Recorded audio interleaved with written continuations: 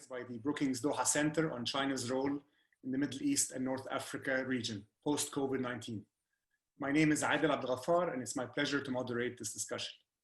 Before we begin, please click mute original audio and select English to listen to the discussion in English. Simultaneous Arabic translation is also provided. To listen in Arabic, please select French. This webinar is the latest in a series of webinars organized by the Brookings Doha Center that look at the various dimensions of the pandemic in the MENA region. Previous webinars have focused on conflict and COVID-19, the impact of the pandemic on migrant workers in the Gulf, the impact of the pandemic on GCC economies, public health response to the pandemic, and most recently, a very interesting webinar on Islamic interpretation during the pandemic. They are available on our website, and I encourage you to view the ones that may interest you. Today's discussion focuses on the role of China in the Middle East. A constant question for observers of the MENA region is when Asia, and particularly China, will surpass the US in the region as both an economic and security partner. In economic terms, this has long since occurred, with Asia accounting for about 55% of the region's total trade as of 2018. Many Asian powers, including Japan, India, and South Korea, have deepened their engagement with various countries in the Middle East, but China has led the pack. In addition to increased trade and deeper political relations, the MENA region is slated to be one of the areas of the One Belt and One Road initiative, more closely linking Arab markets and Gulf oil supplies to China's expansive trading network. With the MENA region supplying roughly half of all Chinese oil imports, most BRI investments have accordingly focused on Gulf oil production and key seaports across the region. This deeper Chinese engagement comes at a time of geopolitical turbulence, growing US-China tensions, and a perceived retreat of the US globally and in the Middle East.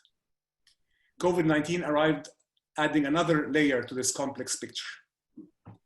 China's public outreach and diplomacy during the crisis has aimed to reframe the narrative about its role in the region and globally, amid deepening mistrust and competition with the United States and Europe.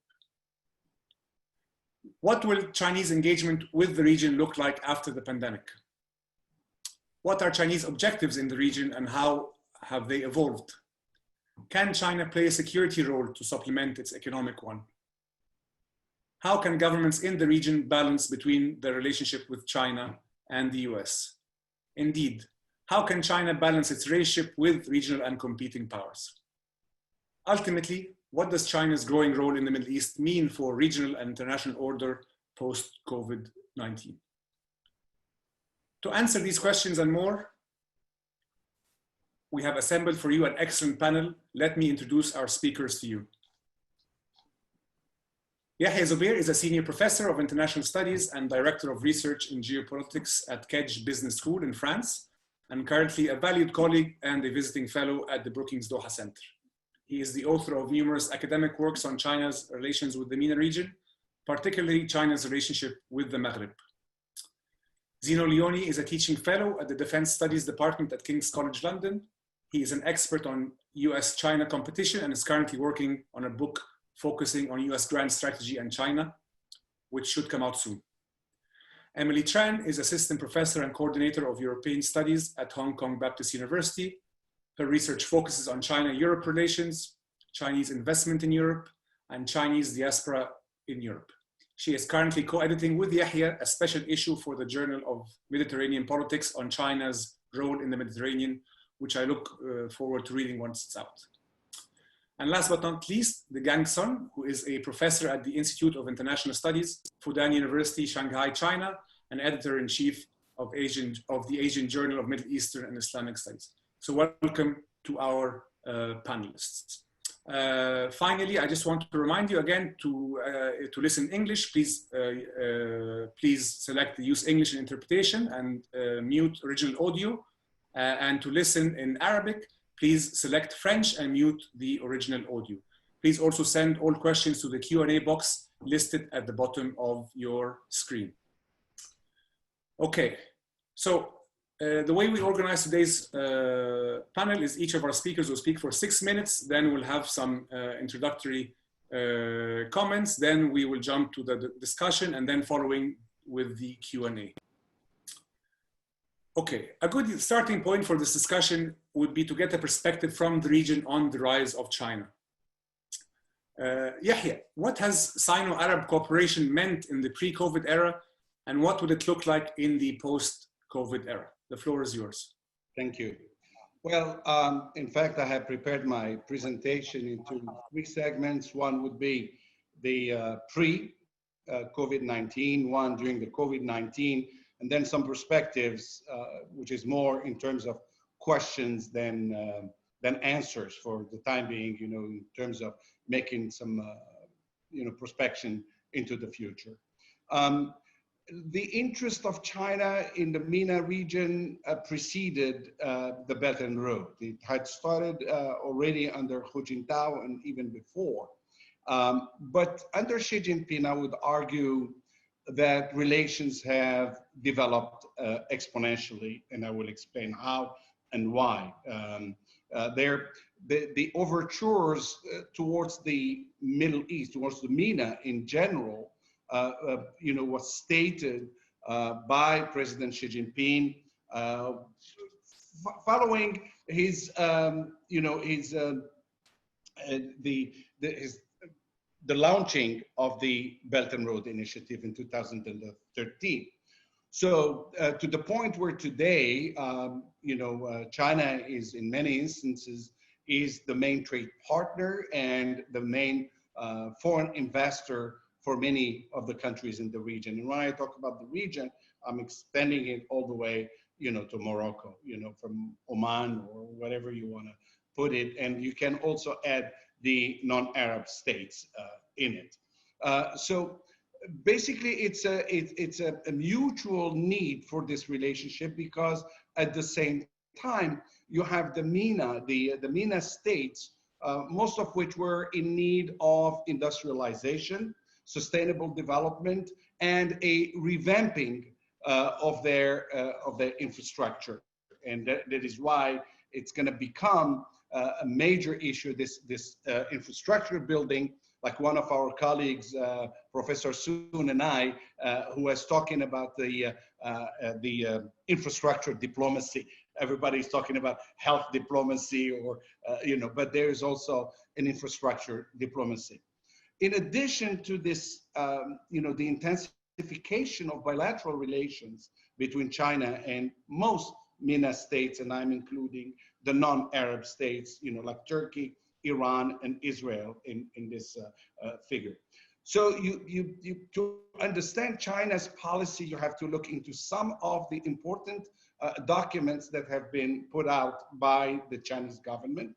One of which, was a framework, which is the China-Arab States Cooperation Forum in 2004, but it was preceded by the one on, China-Africa Cooperation, the FOCAC, in 2000. You also have the Belt and Road in 2013, and then you have the Arab policy paper, which states very clearly China's interest in this economic cooperation, the win-win approach to the MENA region. And then we have also another document, which is the vision for maritime cooperation under the Belt and Road Initiative, which was published in 2015. I'm mentioning these documents because if you want to understand the objectives of China, you have to look into these documents that would explain very clearly what those policies are. And so the MENA has become an integral part of the Belt and Road Initiative, and this is very clear. President Xi Jinping had introduced the 1+2+3. It stated very clearly about, the one would be, energy, infrastructure, and so on and so forth, to end with basically with the with technology, transfer of technology, and the rest. The whole thing is that today, when you look the energy, I mean the one of the 1+2+3, the one is extremely important because China has become a net importer of energy, and it basically imports about 50%. It's 40, 46%, give and take, of its energy is from the Middle East. And the whole sort of objective, main objective, is, according to the Chinese parlance, promoting peace and development. These are the two, these are the pillars, and these are the pillars of China's policy. So China is predicting a real growth in terms of economic relations between China and the MENA region. The perspective is, or the expectation, according to President Xi Jinping, is to have it to a level of $600 billion by the next decade. I mean, he talked about that in 2013, and he's talking, he plans it for the 10 next years. And then in terms of pledge of investments and so on, and that's also very, very high, and including the non-financial investments like in real estate and so on and so forth. This is very, for the Arab states or for the MENA states, it's very attractive because most of them, as I said, are in need of revamping their infrastructure. They're interested in those investments and so on and so forth. So this is basically an attractive offer on the part of China, especially when you know that the basic concepts of China, the ones that were enunciated already in 1954, the 5 principles of peaceful coexistence, of non-interference in others' internal affairs, and so on and so forth. But when you look at the Middle East and North Africa, and that applies to the entire region, I mean to the whole MENA region, is this heavy investment in infrastructure, different projects that are underway, many of which are underway, and so on and so forth. So this has become the hallmark of China's policy, not only in the Middle East, by the way, but in general, I mean, globally, especially in Africa. For those who go to Africa, it's so visible, these changes and so on and so forth. So there are a lot of projects. You see a lot of ports, a lot of industrial parks. There are so many, actually, with heavy investments. I can talk about, what is happening in Oman, for instance, with Dokum and so on, with an investment of about $10 billion and so on. And this trying to connect the different parts of the world. Most people talk about just the region of the Arabian Peninsula and so on, and the Indian Ocean, but it goes all the way to the Mediterranean, like Professor Tran will tell you later, in the Mediterranean where we're working, the construction of ports, and it's not just, in Egypt, that it extends, for instance, to Algeria. It is in Israel as well. The port in Morocco, or the mega project called the Tangier Med, and so on and so forth. So you see there is a huge development taking place. Now came since I don't have much time, then came the COVID-19. And that is, that if there was a way of measuring the relationship between China and the MENA region, the way China acted, first the way the MENA region acted towards China, and then the reciprocity that China has shown, that that would reveal the extent of this close relationship that these two, this country, on the one hand, China, and the MENA region have developed. So if I'm currently reviewing China's response to most of the countries in the MENA in terms of, medical health, or some people call, well, the Chinese call it the health diplomacy themselves, in terms of, the health Silk Road. This is, the Chinese official name for this policy. But this policy, by the way, was already inscribed in, Chinese documents, which goes far back, even prior to President Hu Jintao, where China talked about a common community of destiny, or community of common destiny, or shared future, and so on and so forth. And so it was a natural extension of that philosophy, which is completely different from prior policies of other great powers. So basically, if you look at the whole region, they all, first, it was China receiving from most of the MENA countries received aid. Even a country like Iran under sanctions had sent a tremendous amount of aid to China. And here where I am, Qatar sent, the Qatar Airways, the cargoes and so on, and each flight had about 300 tons of equipment and so on and so forth. So I don't have to go, through what each country has done, but you see it overall, it has been very important in terms of the medical teams, the coordination with experts in the region, communication with the Arab League's health ministers, and so on and so forth, the sending of medicine, of doctors on the spot. And again, it's the whole MENA all the way to the west. So there was communication, including between President Xi Jinping and his counterparts, like with Erdogan and so on, or the prime ministers of such and such countries with the prime minister of China and so on. And so, again, for analysts, what is interesting is the language during this kind of communication between the leaders and the Chinese leaders. And it was very interesting, this repetition of the concept of trust, which is quite important, friendship, cooperation, and also the pledge that in the post-COVID-19 relations will be strengthened. And what is also amazing is that the most MENA countries, except for a few glitches or maybe some bad equipment that they complained about from companies that were not even registered with the government, but overall, no one blamed China for what had happened. It was compassion, solidarity. Thank you very much.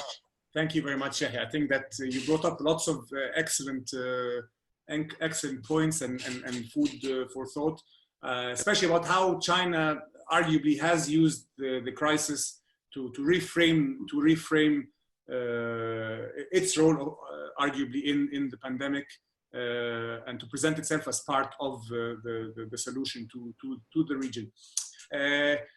I think that all of this has happened, of course, within challenges in the US-China relationship. Zeno, I'd like to go to you. I know you do work on US global strategy and how China fits in.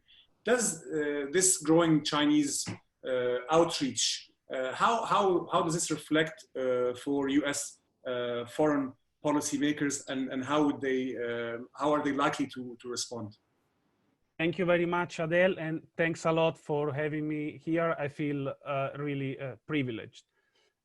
So my answer to your question, which is also my argument for today, is that we are living in a global new kind of Cold War in general, but then in different regions, we see different dynamics. I think that at this stage in the Gulf, the relationship is fairly relaxed compared to what we see in Europe and above all in the Western Pacific, and I will try to explain why. I'll take you through, first of all, my understanding of US-China competition globally, and then we'll look at the region before drawing some final points. So, first of all, I think there is a key aspect that we need to understand, which is that at the end of World War II, the US sponsored, built this liberal international order based on rules that were at the advantage of the most advanced capitalist economy, which was the United States itself. However, there was a flaw in this strategy. The flaw is that the liberal international order and US grand strategy cannot function properly if you don't incorporate increasingly more and more countries, more and more economies into the global economy. And this means you have to incorporate even rivals and competitors sometimes for the global economy to work productively. Unfortunately for the US, some of these countries, Japan, Germany, and above all China, have learned to exploit the opportunities of the global economy very efficiently. In particular, and let's talk about China, China has been challenging the US primacy with regard to some very strategic industrial areas. And I'm thinking about the high-tech, the artificial intelligence, the internet, robotics, communications, and so on. Above all, China has been challenging the American technological primacy while not respecting some of the rules of this US-sponsored international order. And the key issue here is state capitalism and the fact that there is a great deal of synergy between the Chinese government and the strategic industries, which doesn't fit into the framework of Washington consensus. So if you read the speeches from Obama, from Trump, and from their inner circle over the last 12 years, you understand what's the mood in Washington. And the mood is that if they lose this technological primacy competition, US hegemony will wane. That's what the United States think. And this has been further complicated by the fact that the balance of power, military power, has been changing in favor of China in the Western Pacific, which is a very strategic region. Nonetheless, globally, the US cannot fight directly with China because they're too interdependent. And this has led to a kind of a new Cold War where they cannot fight each other directly, so they fight all over many other issues: COVID, Huawei, World Trade Organization rules, protests in Hong Kong, protests in the United States, and so on. There is a big battle of narratives there. To sum up, before I move on with regard to the Middle East, over the last 12 years, we have seen that the United States has realized that they needed to do better, find better, more efficient priorities for their foreign policy. And this means two things: a foreign policy of offshore balancing, especially with regard to Europe and the Middle East, and a foreign policy especially focused on the Indo-Pacific or Asia-Pacific, depending on the administration. What does it mean, this for the Middle East? China is in general eroding US influence and US power, but it's not eroding the US military hegemony, the US military primacy in the region. Because of this, they appear to tolerate each other, especially the US appear to tolerate China in the region more than it does in Europe and the Western Pacific, and I can explain more why later. So on the one hand, the United States, since Obama, has decided not to play a transformative role in the region, like with Bush, for example, but they're mainly concerned with patrolling the global choke points of oil. And so China, on the other hand, can occupy a space that the United States is not filling anymore, which is, we've heard that from Yahia, investments, energy security, and the Belt and Road Initiative, essentially. So China is not challenging militarily the United States. I just wanted to say why, in my view. First of all, China doesn't want to get entangled into regional disputes, so it doesn't pick a side politically or militarily. Above all, and that's something that I've studied closely, China has a great power projection, military power projection in the South China Sea. It's still weak in the Indian Ocean and above all in the Gulf and the Middle East. It's too far geographically. However, China is organizing for that. They have been shifting over the last few years from a literal warfare strategy to a more Mahanian blue water navy, if you want. So, but we will have to wait for a few more years in order to see some tangible change there. So in conclusion, my takeaway points: we are, in terms of world order, in a phase of transition. And this applies to the Middle East as well. The old order, the post-Cold War order, is almost behind us, but we don't know what's next yet. That's my take. And we can't really predict at this stage whether the regime of alliances in the region will change, will shift. As I said, the US and China are in a new kind of Cold War. They cannot fight each other directly, so they fight over other important issues. And this is because China is eroding the US power globally and in the Middle East, but yet, in conclusion, they appear to tolerate one another because they're occupying different spaces at the moment. And so the US doesn't feel challenged militarily yet at this stage. And thank you very much. Great. Thank you very much, Zeno, and special thanks for sticking to the time. It's much appreciated. I think we've heard a perspective from the region and a perspective on the US. The next perspective would be very interesting to hear about what Europe thinks. Of course, when it comes to the Middle East, historically, the Middle East and especially North Africa has been almost like a playground for Europe. How does Europe view China's growing role in the Middle East, especially considering that there are varying discussions and debates within Europe itself on how to engage with China? Emilie, the floor is yours. Thank you very much, Cher. Thank you, Adel, Adel Ghafar. Good evening from Hong Kong, or good afternoon, or good morning to our audiences from all over the world. It's a privilege to join this webinar organized by the Brookings Doha Center. So coming to your question, Cher, allow me firstly to briefly review to what extent MENA today is still Europe's playground, as you put it. So taken as a whole, the EU is the MENA's region's most important trading partner. The value of trade between the two averaged 637 billion per year, and this represents altogether 21% of the MENA's region's global trade, far more than any with other international partners such as China that represent 209 billion or 7%, or with the US 137 billion or 4.5%. Secondly, EU foreign direct investments into the MENA region average 292 billion per year, whereas China's investments total only 28 billion so far.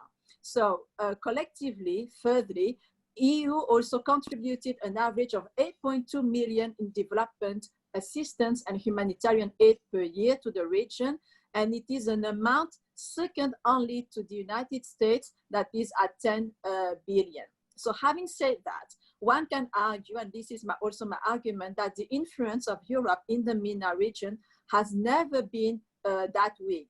So faced with the challenges, the many challenges in the MENA regions today, Europe appears fairly ineffective, and we can account to this effectiveness first, a profound lack of unity among European partners. Internal divisions, if not even outright rivalry, such as between France and Italy over Libya, and its increasingly inward-looking nature that have repeatedly undermined Europeans' usefulness and even blocked at times decisive actions. So the EU's reluctance to engage in deeper and more sustained political involvement in the region has allowed other powers to grow their own interests there.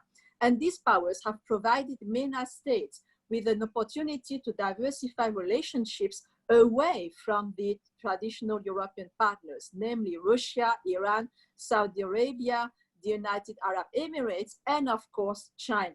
So even if China remains cautious in its political and security involvement in MENA, as we have heard from Yahia and Zeno, the country's economic presence is likely to have important consequences for European economic and security interests in the medium and long term. And there are three reasons for this. First of all, by providing a model of non-democratic development and economic engagement with the region, China is slowly establishing itself as a competitor to Western influence in MENA.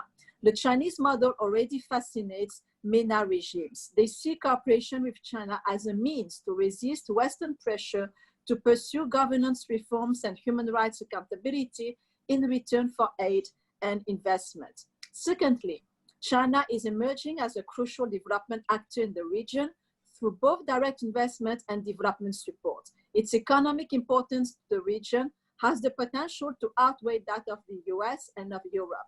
MENA countries, particularly those affected by conflict, will need Chinese money to develop critical infrastructure, and such assistance could have far-reaching consequences for them.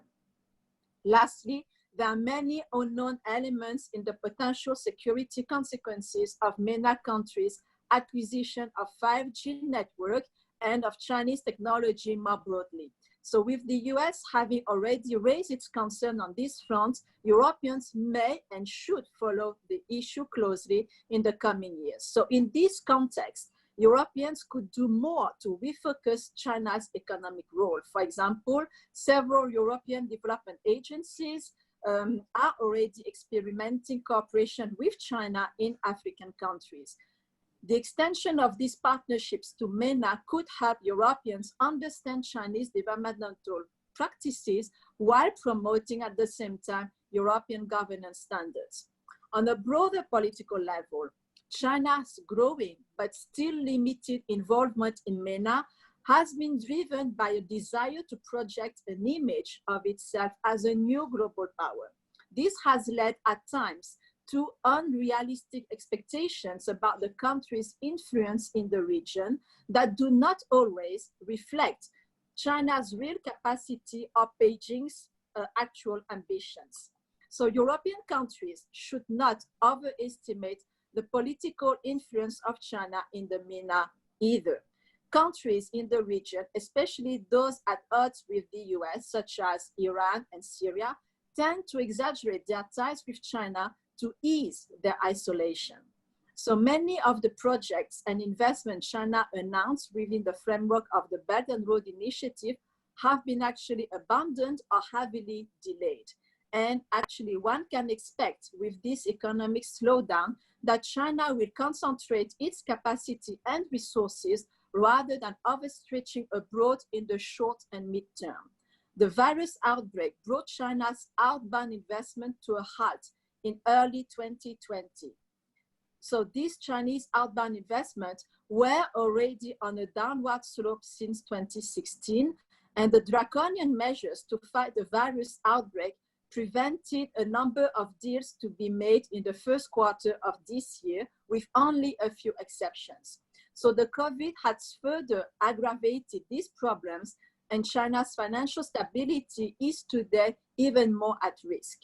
Meanwhile, in areas such as arms sales, Chinese firms are far more being credible alternatives to Western suppliers. MENA states have capitalized on this, using actually China as a bargaining chip in their interactions with the US and Europe.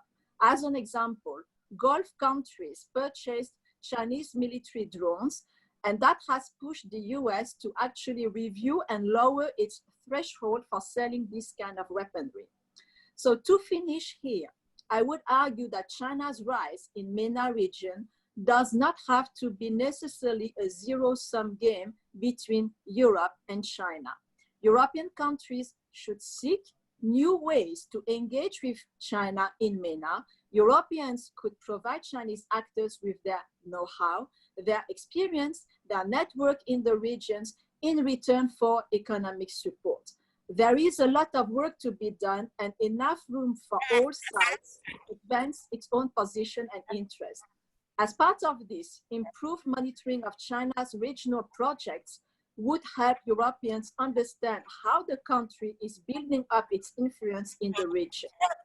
It would also help them avoid becoming too susceptible whenever their longtime MENA partners engage in bargaining tactics. So such cooperation would also provide an opportunity for China to shape its political engagement with the region. Thank you. Very good. Thank you, Emilie. Thank you very much. I think having now heard the regional perspective and a European perspective and US perspective, it would be great to hear more about the Chinese perspective. Obviously, the role of China in the region has garners lots of debate. Some perceive it with alarm, some perceive it with open, want to have China come with open arms.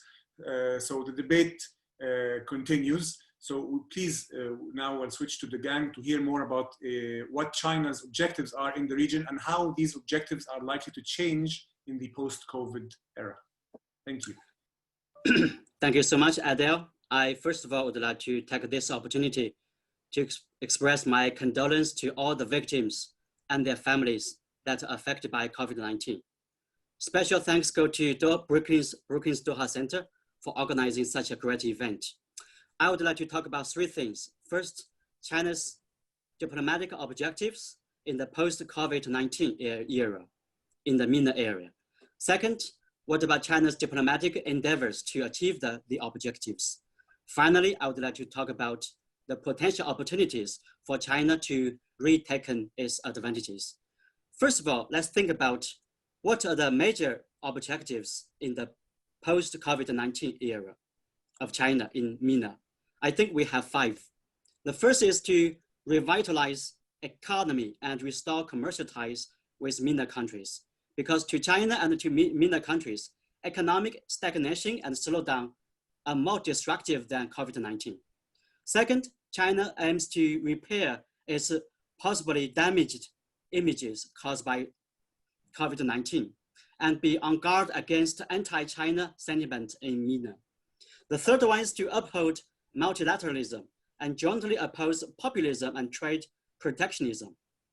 The fourth one is to minimize the impact of Sino-US rivalry in the MENA area so that Belt and Road Initiative will not be politicized.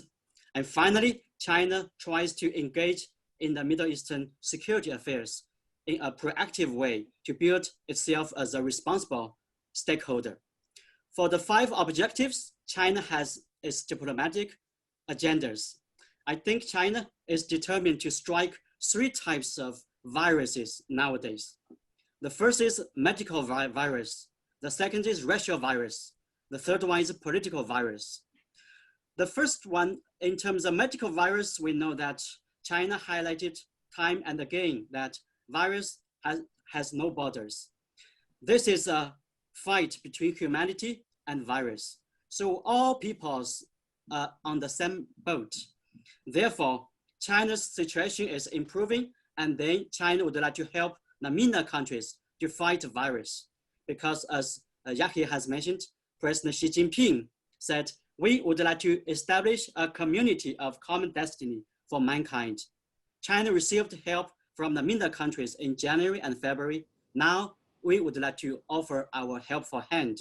So China has dispatched over a dozen medical teams to Iran, Morocco, Sudan, Iraq, UAE, Saudi Arabia, etc. And Chinese big companies like Alibaba and Huawei have donated masks and medical facilities to show we are building a health Silk Road, as Yahia has mentioned. The second is to avoid racial virus, that is xenophobia in the MENA. Because if you look at the new media of the Middle East countries, some are anti-China, some are very critical and harsh. This is very disappointing and upsetting to Chinese government. Therefore, there are cases of discriminations against local Chinese in Egypt, Morocco, Iran, etc. So in face of potential xenophobia against the Chinese in the new era, Chinese ambassadors to Egypt, Saudi Arabia, Sudan, Morocco, etc. have published articles highlighting people-to-people friendship and state-to-state strategic cooperation in the post-COVID-19 era. So China stressed that we should let scientists detect the origins of that virus, and politicians should avoid delivering irresponsible remarks. So this is the second one, racial virus. The third is political virus, as Zeno has mentioned. That is great power geopolitical rivalry with COVID-19 as the pretext.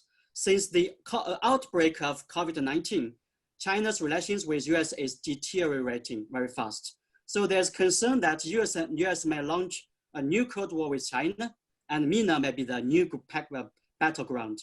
So US officials has warned time and again that MENA allies should be cautious in their cooperation with China on 5G, civil nuclear power plants, on seaports and other mega projects. So after US Secretary of State Pompeo's visit to Israel, Chinese companies lost the bid of Israeli desalination project. That's a case in point. So China highlights that business is business, politics is politics. We shouldn't politicize China's economic and other win-win cooperation with MENA countries. Sino-US competition may have a spillover effect on the MENA countries, but China does not want to see MENA countries to take sides between China and US. These are 3 different viruses China is tackling. Then what are the potential opportunities for China to retake its opportunities? The first one is we know that China, COVID-19 is a great opportunity for China's public diplomacy, as Emilie has mentioned. In response to COVID-19, China has demonstrated its favorable social system of strong and effective government in face of public health crisis, including the faster building and usage of mobile cabin hospital, the lockdown of not only cities, but also communities. China is reshaping its world image and stresses that its strong leadership and good governance are effective and efficient. Democracy is means while governance is ends. So national capacity of governance is important for COVID-19 pandemic, and also it's irrelevant to political systems. The second opportunity is that China would like to take this one, make use of its economic statecraft to improve its relations. China's influence on the target countries is mainly in geo-economic domain. It boasts huge trade volume and substantial investment in the MENA area. As of 2019, China was the largest trading partner of Iran and 10 Arab countries, and the second largest trading partner of the Arab League. Sino-Arab trade volume exceeded $266.4 billion in 2019. China is the third largest trading partner of Turkey and Israel. Therefore, in the post-COVID-19 era, China may make use of its economic statecraft to better its political relations with the MENA countries. Finally, this is an opportunity for China to engage with MENA security affairs. China has neither capability nor willingness to supplant the US or the other established powers. However, in the post-COVID-19 era, the Trump administration's disengagement from the MENA and its bias for Israel may bring opportunity for China to put forward peace initiatives for the solution of Saudi-Iranian rivalry, Palestinian-Israeli conflict, as well as Syrian, Libyan, and Yemeni wars in an incremental and cautious manner. China has demonstrated its new security outlook based on collective security instead of collective defense, as the US is highlighting. Therefore, in late 2019, China hosted the first Middle East Security Forum in Beijing, signaling that China's positive stance in diplomatic mediation and UN peacekeeping is increasing. Therefore, after the pandemic is over, we can guess China will be more proactive in its peace initiative in the MENA area. Thank you so much, Adel. Thank you all. Thank you, Degang. I go now to Yahia to have a bit of a focused question on the Maghreb that came up. Obviously, the Maghreb specifically has very strong historical ties to Europe. And Emilie brought up an excellent point that sometimes countries in the region use China as a bargaining chip to extract more from Europe and from the US. When it comes to the Maghreb, and especially Morocco and Algeria, how do you see China's role there vis-a-vis the European influence and role? Well, Adel, you are correct in pointing out that the Maghreb states are using China to counterbalance their, or at least to limit their dependency on the European Union, for instance, or its former colonial powers like, France, Morocco, Algeria, Tunisia. However, if you look at the last decade, Algeria, Degang did not mention that, but Algeria also has China as its first trading partner, having supplanted France, which had traditionally been the main trading partner for Algeria. If you look also at the pro-Western countries in the Maghreb, that is Morocco and Tunisia, they too are playing the China card. Morocco, for instance, has had since 2016 a strategic partnership with China. And there's, the mega projects going on in Morocco, and Morocco is trying to entice the Chinese to invest more in Morocco and so on. And the same applies to Tunisia. I think after the experience and the COVID-19, I think that, Degang, you are absolutely correct.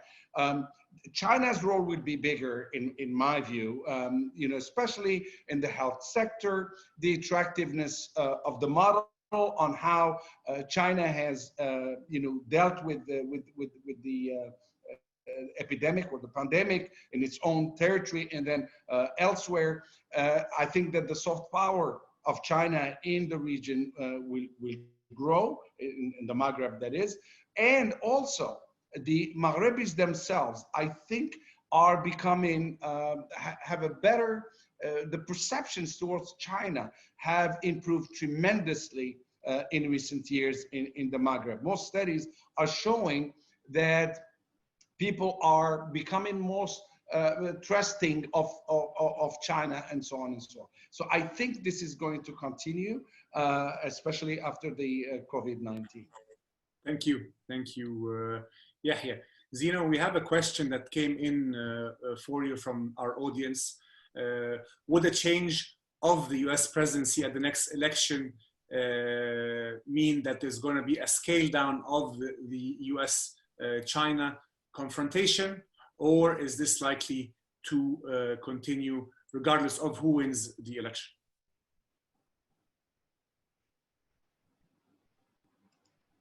Apologies. Okay, thanks for the question. So if Trump remains at the White House, there will be a lot of continuity in my view. So also with regard to the Gulf, principled realism, a good personal relationship in the region, and then the focus is on China, trade war, the battle for narratives, the battle for truth on COVID, and so on, this kind of new Cold War. If Biden is elected, Biden over the last few months, as you probably might have heard from news, has been trying to make Trump look soft on China. So we expect Biden to be as well tough on China and to be focusing on the Indo-Pacific or Asia-Pacific from a geopolitical point of view.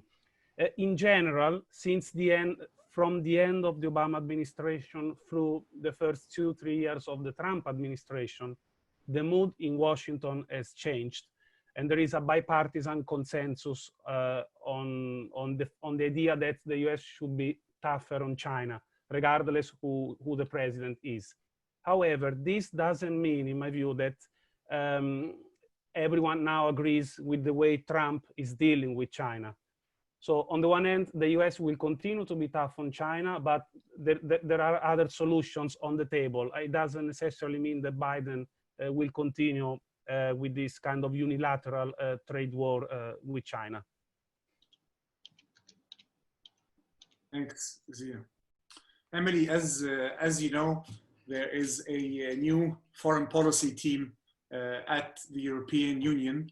And of course, since the eruption of the pandemic and its impact across Europe, there's been varying responses from European capitals towards policy towards China, and the debate continues. What are some of the main arguments within the European establishment towards the relationship with China, and how do you see it evolving in the coming period? Okay, thank you, Adel, for the question. So since the early 2010, China's interest in Europe has been expanding in new areas. Economically, there has been a rapidly growing trade relations and direct investments from China in every sector. And geographically, China has ventured into Southern, Central, and Eastern Europe, notably through Beijing's 17+1, the formerly 16+1 initiative that groups 11 EU members and 5 Balkan countries. So as a matter of fact, the EU has consistently refused as a bloc to join China's Belt and Road Initiative. And at the 2017 inaugural Belt and Road Forum, the EU delegates have totally surprised the Chinese host by refusing to endorse China's Belt and Road multi-billion plan to finance infrastructures. So in September 2018, the EU actually issued its own response to counter China's Belt and Road Initiative in the form of an alternate development project titled Connecting Europe and Asia, Building Blocks for EU Strategy. Now, more recently, in March 2019, the EU has unveiled in its EU-China Strategic Outlook document a new standpoint towards Beijing, in which China is being labeled, and I quote here, an economic competitor in the pursuit of technological leadership and a systemic rival promoting alternative models of governance, end of the quote. So we can see to what extent the EU is very much worried about Beijing's global influence, and that explains why the EU has not signed as a bloc any memorandum of understanding with China and the Belt and Road.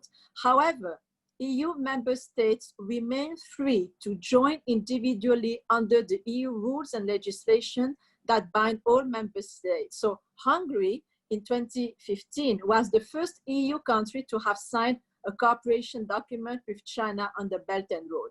By 2019, 22 European countries have signed such Belt and Road cooperation instruments, but neither France nor Germany. So interestingly, and I will finish on this to show the EU disunity or disunion or lack of coherence. In March 2019, in a joint address with President Emmanuel Macron, German Chancellor Angela Merkel, European Commission President Jean-Claude Juncker, and President Xi Jinping, the European leaders repeated that Europe must be united and have a coherent message towards China. To which President Xi Jinping responded by first acknowledging the trust deficit in global affairs, and trust is a word that Yahia has mentioned several times before. And Xi Jinping has actually added, and I quote here, "We cannot let mutual suspicion get the better of us." He called all parties to cooperatively lay the foundations of mutual trust. And I think in those times, we should remember those words. Mutual trust is very important and the foundations of a good relationship. Thank you, Adel. Thank you very much. Degang, we have a question for you for the audience. Question says, given China's growing presence in Syria and Israel's ongoing defense activities there, do you expect Israel and China to expand their official strategic dialogue to include security discussions in the way Israel and Russia cooperate? Thank you so much. That's a very, very good question. And I think China seeks zero enemy policy in the Middle East. It seems that due to China-US rivalry in Southeast Asia, it will have spill effect in the MENA area, but actually it's not. My understanding is China would like to have good relations, not only with Israel, but also the Arab world. But they are on different tracks. Sino-Israeli comprehensive partnership is based on innovation. Therefore, in science and technological area and in infrastructure, especially seaport constructions, Sino-US cooperation is still very smooth, albeit is sometimes affected by the American factor. It will not substantially change China's stance.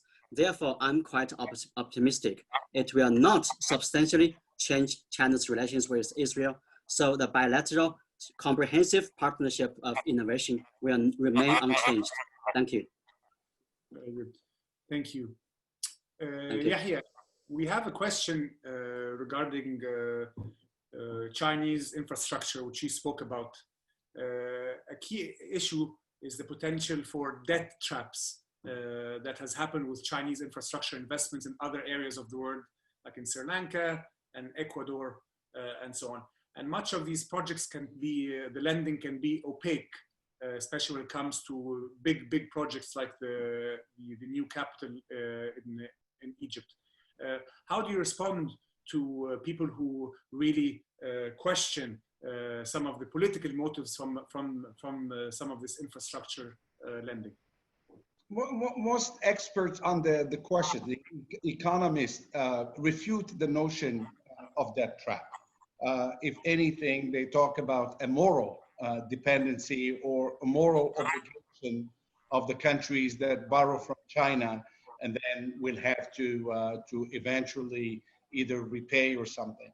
So the debt trap is basically the photocopy. If you read all the literature on development of the 1980s, that's when the notion of debt trap had come about. But in general, I think that the contracts that are signed with between China and some of those countries are long-term contracts that China has been relatively lenient in the amount of to be repaid and it depends again. I've seen a question that was asked by someone. Each country is different. Somebody said you should look at at China. China does not have a regional policy, by the way. China always has more, of substantial bilateral relations. So this is why it can manage to have,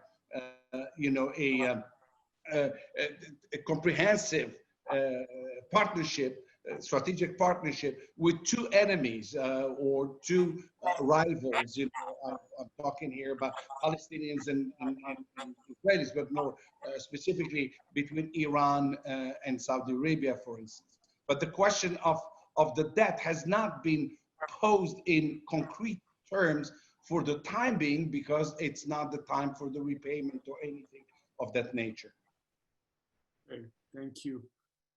I have a question for the gang, but I think he has frozen. So I will ask another question that came through to Zeno. Zeno, how will the US respond to China's rise in the Gulf? Thank you, Adel. I mean, I don't think for the time being, we will see, and for as long as China will not directly challenge US military power, I don't think we will see any direct confrontation in the region. I think what the US is trying to do, this applies to the Gulf, but also in general to other regions of the world, is to compete. I mean, what the US can do is to compete in terms of investments. That's how they can compete with China, really, because investments are important to the Gulf. And if China brings in money, that's a problem for the United States. So we've seen 2 or 3 pieces of legislation over the last, during Trump's mandate, that try to match investments with geopolitical objectives.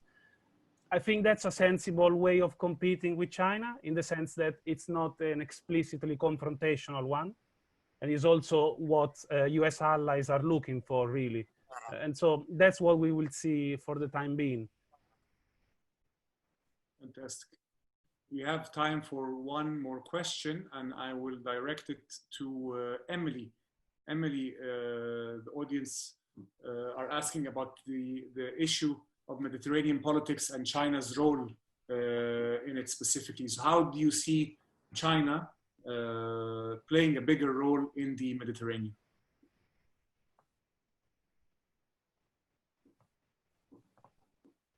Emilie? Okay, I think our speakers from Hong Kong and Shanghai have had their internet cut simultaneously at the same time, so it's suspicious. So I will go to Yahia as the co-editor of the volume in Mediterranean Politics. How do you see China's role evolving in the Mediterranean? Okay. Our perspective, our current research, we have no indication that China wants to change the rules of the game in the Mediterranean. However, in both the North Africa part and the Southern Mediterranean part, China is pursuing what, I started with the text on purpose, because it's pursuing a policy, a very clearly defined policy. It will, try to implement the BRI, the Belt and Road Initiative, and it's building. It's Italy. There is with the port. They have the port. In North Africa, they're building a port. But this is what they call, or what specialists, there's an Italian specialist who talks about interconnectivity, that it is trying to, basically bring about this BRI into fruition and to allegedly increase prosperity and so on for all. But it's going to continue. If you look in the Mediterranean, now there is a new port. No one is talking about it because most people are focused on the other port. There are ports in Israel, in Haifa and Ashdod. There's one in Algeria, by the way, in Shershel, in the Hamdaniya, where there's a project of a $3.8 billion, which is a part of those industrial parks that are connected, with the seaports and so on. And all this is part of what was laid out, although sometimes, the Belt and Road Initiative seems to be just, hodgepodge, where you can put everything. But in reality, there is some sort of direction, some clear objectives to be building this. But of course, the Southern Mediterranean, North Africa in particular, is important to China because it's also a gate to Europe and, expanding again economically. And that is the question here. And of course, China does not, by the way, China does not have a Mediterranean policy. In the United States, there is a Mediterranean policy. But in China, there is no such a thing. It is bilateral relations. There is no regional policy. It's thing as the Maghreb. China has West Asia and, or some other appellation, but not, something that is a clear cut in regional terms. Very good. Degang is back. Yes, you're right. I would thank you for agreeing, Degang. This concludes our discussion. Please thank you, the audience, and it's been great having this fantastic chat. I will ask all our participants to please register for our mailing list to know about our upcoming research and events. And we look forward to hosting you in our next webinar. Thank you very much. Thanks for watching. Be sure to like and subscribe for more videos from Brookings.